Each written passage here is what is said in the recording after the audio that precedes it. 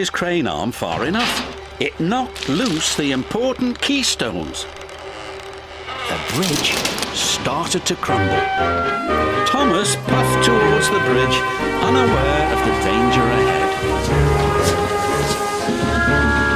Thomas! Jack jumped in and lifted his front loader up against the bridge. He pushed with all his might. Thomas saw the flagman.